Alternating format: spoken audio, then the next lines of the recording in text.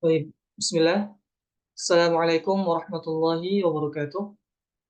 Alhamdulillah, alhamdulillahilladzi khassana bi ta'limil Qur'anil azim. Wa nusalli wa nusallimu ala man talaqal Qur'an min ladun hakimin alim. Wa ala alihi wa sahbihi al-mujawwidin lil kitabil mubin wa tabi'in lahum bi ihsani ila yaumiddin amma ba'd.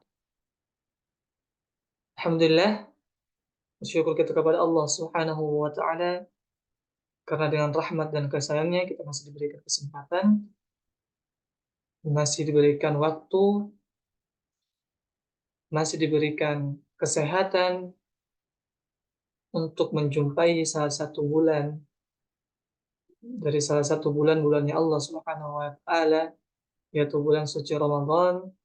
Dan insyaallah pada pertemuan kita yang perdana ini kita akan membahas sebuah kitab seputar tajwid yang dinamakan kitab ini dengan metode Asy-Syafi'i, ilmu tajwid praktis 20 jam insyaallah. Tayyib. Di mana kitab ini disusun oleh Al-Ustadz Abu Ya'la Qurnaidi LC dan Al-Ustadz Nizar Sa'ad Jabal LC MPD. Kemudian, Bismillahirrahmanirrahim, pengantar penulis kita akan bacakan, di mana ini juga berarti adalah sebuah pendahuluan dari kitab ini. Alhamdulillahirabbil alamin. Wassalatu wassalamu ala asyrafil anbiya wal mursalin wa ala alihi wa sahbihi ajma'in wa ba'd.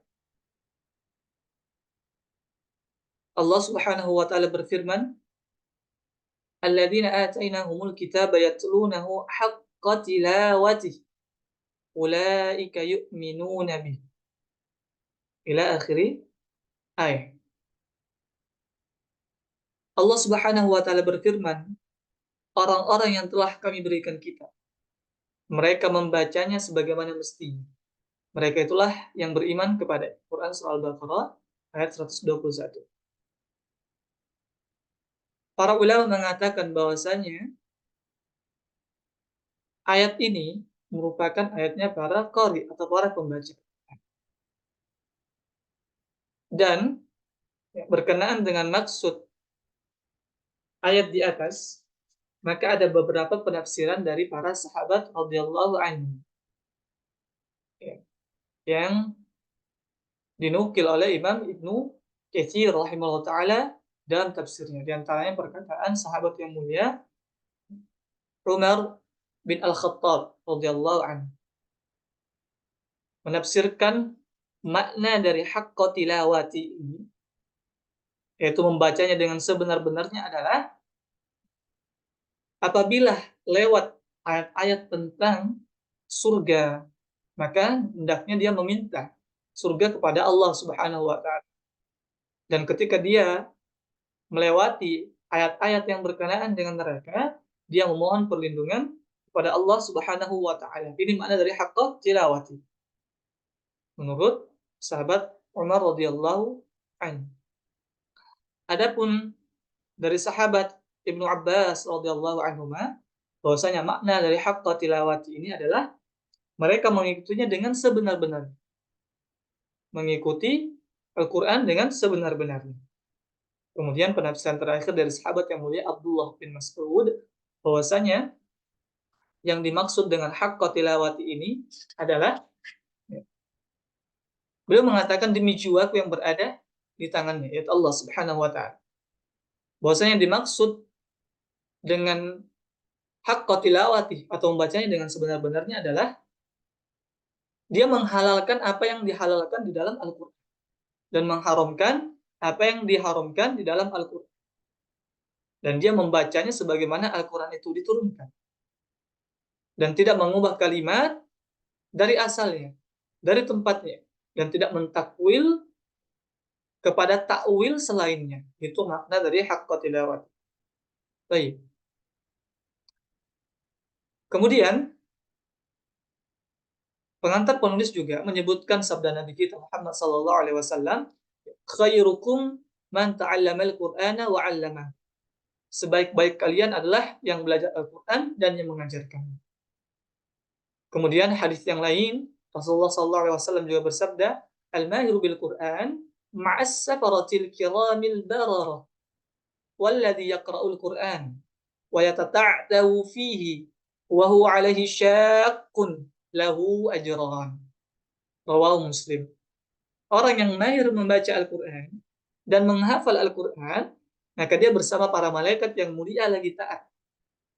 Adapun orang yang membaca Al-Quran dengan terbata-bata, wa yatata'tahu, dan terbata-bata, maka baginya 2 pahala. Yang pahala pertama adalah karena usahanya dia dalam membaca tersebut, dan pahala keduanya adalah dari bacaan dia tersebut. Hadis riwayat Muslim. Maka cukuplah sebenarnya dari sabda Nabi kita Muhammad SAW dan firman Allah Subhanahu wa taala tadi menjadi penyemangat kita untuk mempelajari Al-Qur'an. Mempelajari tata cara bacanya sebagaimana Al-Qur'an itu diturunkan. Ya. Karena begitu besar pahala yang didapatkan bagi mereka yang benar cara membacanya dan mengikutinya sebagaimana ya telah disampaikan oleh syariat ini. Kemudian, membaca Al-Quran tidak seperti membaca kitab-kitab lain buatan manusia. Membaca Al-Quran harus sesuai dengan yang diperintahkan Allah Subhanahu wa taala dan dicontohkan oleh Rasul. Dan membaca Al-Quran ini tidak seperti membaca kitab-kitab lain buatan manusia, karena membaca Al-Quran pun ya diganjar pahala padanya. Sebagaimana para ulama mendefinisikan Al-Quran, Al-Quran itu adalah kalamullah, firman Allah Subhanahu wa taala, perkataan Allah yang diturunkan ke hati Nabi kita Muhammad SAW, wa yata'abbad,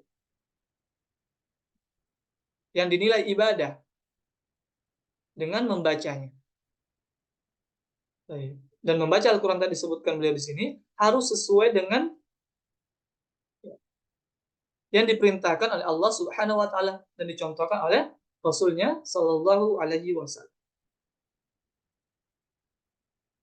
Kemudian lanjutkan dari pengantar penulis, beliau membawakan firman Allah Subhanahu wa taala dalam Quran surah Al-Muzammil ayat ke-4, warattilil Qur'ana tartila. Dan bacalah Al-Qur'an itu dengan perlahan-lahan. Bacalah Al-Qur'an itu dengan perlahan-lahan. Sahabat yang mulia Ali bin Abu Thalib radhiyallahu anhu memaknai firman Allah Subhanahu wa taala ini bahwasanya tartil itu, makna tartil adalah tajwidul huruf wa ma'rifatil huruf. Engkau mentajwidkan huruf, memperbagus huruf-huruf, memperbaiki huruf-huruf. Dan engkau mengetahui waqaf. Karena permasalahan waqaf ini, ya, permasalahan tentang tempat berhenti ini merupakan pembahasan yang penting. Karena ini berkaitan juga dengan makna atau i'rab. Mohon maaf, berkaitan dengan makna. Al-Quran bisa berubah maknanya ketika kita sembarangan dalam berhenti misalnya. Maka ya, ini makna dari tartil menurut sahabat yang mulia Ali bin Abu Thalib radhiyallahu anhu. Kemudian beliau membawakan perkataan seorang ulama, yaitu Al-Imam Syamsuddin Imam Ibnul Jazari Muhammad bin Muhammad Al-Jazari rahimahullahu ta'ala mengatakan dalam muqaddimahnya beliau, kitab Al-Jazariyah beliau, wal akhdhu bit tajwid hatmun lazim man lam yusahhih al-Qur'ana athim li'annahu bihil ilahu anzala wa hakadha minhu ilayna wasal. Wal akhdhu bit tajwid hatmun lazim. Membaca Al-Qur'an dengan tajwid itu hukumnya wajib. Malam yusahhil Qur'an athim. Barang siapa yang tidak memperbaiki bacaan Al-Qur'an, dia berdosa. Li'annahu bil ilahu anzala. Karena dengan tajwidlah Allah Subhanahu wa taala menurunkan Al-Qur'an. Wa hakadha minhu ilaina wasala. Dan demikian pula Al-Qur'an itu sampai kepada kita. Berdasarkan dalil di atas, maka hendaknya kaum muslimin mengupayakan semaksimal mungkin untuk memperbaiki diri di dalam membaca Al-Quran. Oleh karena itu, ilmu tajwid merupakan ilmu yang sangat penting dipelajari oleh kaum muslimin, dan cara yang terbaik untuk memperbaiki atau mempelajari Al-Quran, ilmu tajwid, adalah dia langsung berguru kepada seorang yang ahli, bukan autodidak, belajar sendiri. Tidak. Hendaknya dia bertalaqi, musyafahah, belajar langsung di hadapan guru, duduk langsung di hadapan seorang guru. Karena inilah sunnah yang telah diajarkan oleh Nabi kita Muhammad SAW, yang mana beliau belajar langsung kepada malaikat Jibril alaihissalam. Diajarkan langsung oleh malaikat Jibril alaihissalam. Begitu pula Rasulullah SAW, ya, yang mengajarkan kepada para sahabat. Kemudian sahabat mengajarkan kepada para tabi'in, dan seterusnya sampai kepada kita. Kemudian melanjutkan pengantar dari penulis, maka penulis bermaksud menjelaskan secara ringkas dan praktis dalam buku ini, sehingga memudahkan setiap orang untuk memahami permasalahan dan hukum yang ada pada ilmu tajwid. Tentunya dalam buku ini masih terdapat kekurangan, maka kami harapkan dari pembaca untuk mengingatkan atau memberikan saran kepada penulis. Dan pada edisi baru ini kami melakukan perubahan dengan memindahkan makhraj huruf dan sifat huruf ke awal pelajaran. Sehingga pelajaran makhraj dan sifat huruf dipelajari terlebih dahulu sebelum masuk ke pelajaran tajwid. Semoga buku ini bermanfaat bagi penulis khususnya dan bagi para pembaca umumnya, dan semoga Allah Subhanahu wa taala memudahkan kita semua dalam menggapai surga dan ridhanya. Amin amin ya rabbal alamin. Jakarta, Desember 2011. Abu Ya'la Qurnadi LC, Nizar Saad Jabal LC MP. Baik, di sini kemudian selanjutnya ada daftar isi, ada pendalaman Iqra, di sini ada bahasanya ini ya daftar isi lah ya. Daftar isinya ada sampai 8 pembelajaran. Ini ada panduannya. Nah, inilah namanya metodenya. Metode 20 jam ini, metode Syafi'i ini, durasi 20 jam ini. Di sini. Ya. Kemudian ini kita lanjutkan sampai ke bab kelas pendalaman Iqra. Baik, kelas pendalaman Iqra. Pelajaran pertama yaitu mengenal bacaan al atau alif lam. Di mana alif lam ini harus diketahui terlebih dahulu bahwasanya ya sedikit kita jelaskan, ambil sedikit ya. Bahwasanya alif lam itu memiliki dua keadaan. Sebagaimana disebutkan dalam kitab Manzumat Tuhfatul Atfal. Ya, bahwasanya alif lam itu punya dua keadaan. Yang mana kita akan bahas masing-masing, yaitu kita masuk kepada alif lam pertama atau al yang pertama. Di mana al yang pertama disebut dengan alif lam qamariyah atau al-qamariyah. Disebut dengan alif lam qamariyah. Yang dimana alif lam qamariyah ini dibaca jelas bila bertemu dengan huruf-huruf sebagai berikut. Sebelum kita masuk kepada huruf-hurufnya, ya untuk memudahkan saja, bahwasanya alif lam qamariyah ini ada sebagian yang mengatakan alif lam qamariyah ini mudahnya dia itu diumpamakan sebagaimana bulan. Bulan dalam bahasa Arabnya apa? Qamarun. Perumpamaannya alif lam qamariyah ini sebagaimana bulan. Bulan itu terlihat ketika malam. Langsung ketika kita melihat bulan akan terlihat langsung bulan itu. Ini perumpamaan alif lam qamariyah. Bahwasanya alif lam qamariyah itu sebagaimana bulan.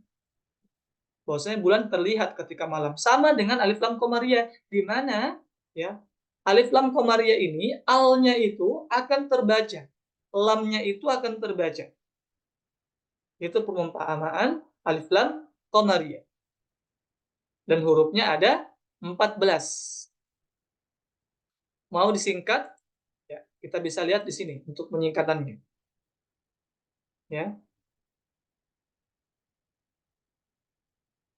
Ini.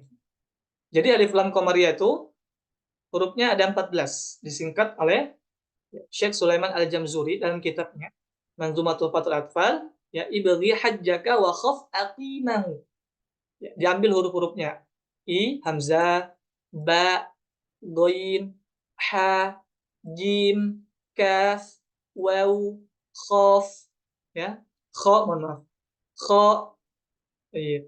Kemudian ain, qaf, ya, mim, ha.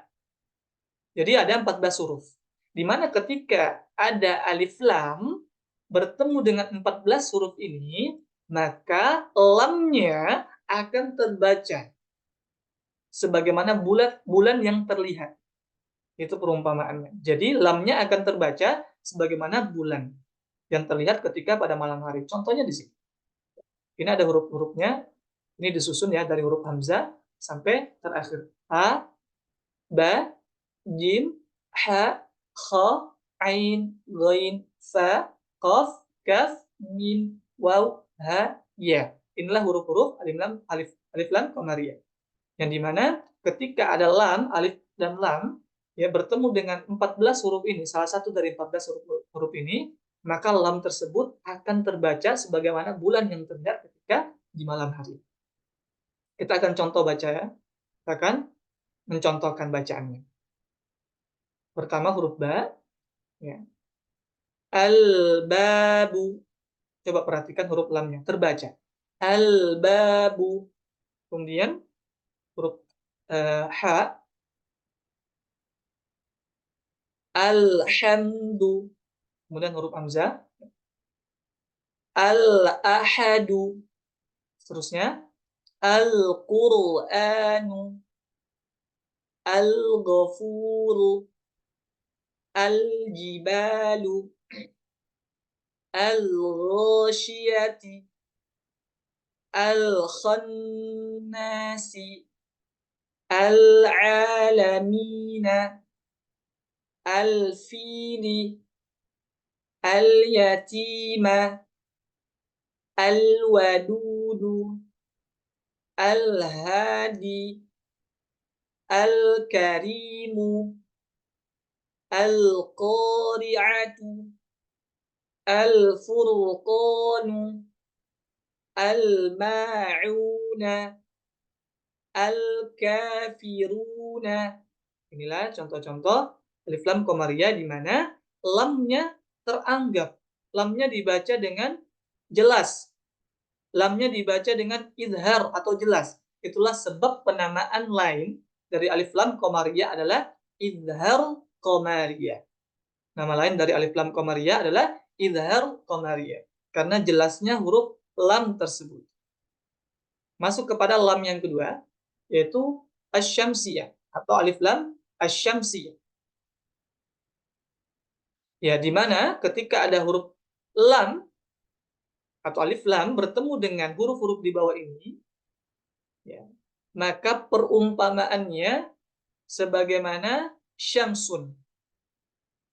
Syamsun itu matahari. Di mana ketika kita melihat matahari langsung, maka susah untuk melihatnya. Tidak terlihat. Ya. Inilah perumpamaan ya, lam yang tidak dianggap. Lam yang tidak terbaca. Sehingga ketika ada alif lam bertemu huruf-huruf ini, ya, lamnya tidak dianggap atau tidak dibaca. Ya. Hurufnya ada 14 juga. Terkumpul dalam bait ya, syair disebutkan juga dalam kitab Manzumatul Fathul Atfal ya. Hurufnya apa saja? Hurufnya adalah diambil dari kata-kata, diambil dari huruf-huruf depan pada syair berikut ini. Tiba summa sil rahman tafuz bifdani'am da'su al-dhannin zur syarifan lil karam. Apa saja hurufnya? To, sa, ambil depannya ya. Sod, ro, ta, ya. Ada huruf sa, kemudian ada huruf bod, zal, nun, dal, sin, lo, zai, shin, lam. Ya. Baik, inilah huruf-huruf dari alif lam syamsiyah. Di mana ketika ada alif lam bertemu dengan huruf-huruf ini, maka lamnya tidak dianggap sebagaimana matahari yang tidak bisa terlihat ketika siang hari. Sehingga ketika kita baca, lamnya udah hilang. Langsung masuk kepada huruf setelahnya. Contohnya sebagai berikut. Saya akan bacakan. Ad-dinu, ad-dinu. Jangan kita baca al-dinu, karena lamnya sudah tidak dianggap. Ya. Kemudian at-taubatu, ar-rahimu, as-sama'u, as-sawabu, az-zaituna, ar-rahmani, at-taibuna, al-zakirina, al-lailu, an-nasu, at-tariqu, asy-syamsu, ad-dallin, at-taghina, adh-dhalimina, as-sabirina, as-salihuna. Baik. Ini kenapa ada double? Coba kita cari huruf apa yang tidak disebut di sini. Ta sudah ada, sa juga ada, huruf dal juga, zal juga ada, o sudah, zai sudah, sin sudah ada, shin sudah, huruf sod sudah ada, huruf dod sudah ada, huruf o sudah ada, huruf lo